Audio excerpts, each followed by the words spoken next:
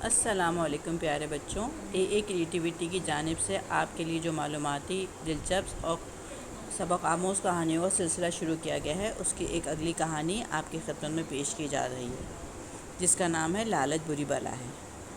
شہر کے قریب کسی گاؤں میں ایک کتا روزانہ اپنی روزی کی تلاش میں گھر سے نکلتا اور گوشت کی دکان سے باہر پڑی ہوئی ہڈیوں کو جمع کرتا اور گھر لا کر اپنے گھر والوں کے ساتھ مل کے کھایا کرتا تھا۔ ایک مرتبہ کتا بہت بھوکا تھا، باوجود تلاش کے اسے کوئی ہڈی نہ ملی۔ گھومتے گھومتے وہ ایک گوشت کی دکان پر پہنچا جہاں لوگ گوشت خرید رہے تھے۔ قصاب لوگوں کو گوشت بیچ رہا تھا۔ کتا آہستہ آہستہ دکان کی طرف بڑھا اور قصاب سے نظر بچا کر ایک ہڈی اٹھائی اور اپنے گھر کی طرف دوڑ لگا دی۔ قصاب نے کتے کی جب یہ حرکت دیکھی تو کتے کے پیچھے بھاگا۔ اب تو کتا بہت گھبرایا اور تیزی سے دوڑنے لگا، یہاں تک کہ وہ قصاب کی پہنچ سے بہت دور نکل گیا، لیکن وہ اپنے گھر جانے کے بجائے بے خیالی میں نہر کی طرف آ گیا تھا۔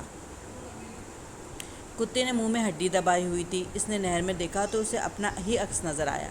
کتا سمجھا کہ پانی میں ایک اور کتا ہے جس کے پاس بھی ہڈی ہے۔ لالچی کتے نے سوچا، کیوں نہ میں اس سے یہ ہڈی چھین لوں تو میرے پاس 2 ہڈیاں ہو جائیں گی۔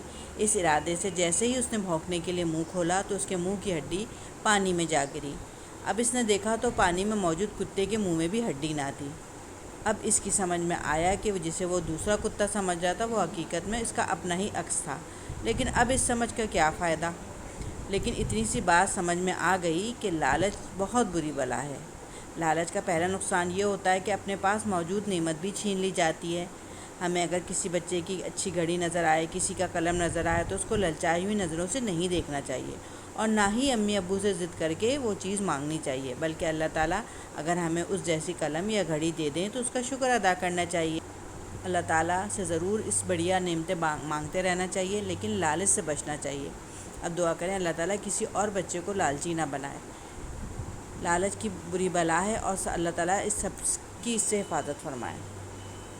بچوں، آپ کو یہ کہانی کیسی لگی؟ اگر آپ اس طرح کی مزید کہانیاں سننا چاہتے ہیں تو ہمارے چینل کو سبسکرائب کیجیے اور بیل آئیکن کو بھی دبا دیجیے تاکہ ایسی مزید کہانیاں آپ سن سکیں۔ اور اس کہانی سے جو ہمیں سبق ملتا ہے وہ یہ ہوتا ہے کہ اللہ تعالیٰ نے جو بھی نعمت ہمیں دی ہے ہمیں اس پہ راضی رہنا چاہیے اور کسی دوسرے کی کسی اچھی چیز کو دیکھ کر اس سے حسد نہیں کرنی چاہیے اور نہ اس کو چھیننے کی کوشش کرنی چاہیے۔ جزاک اللہ۔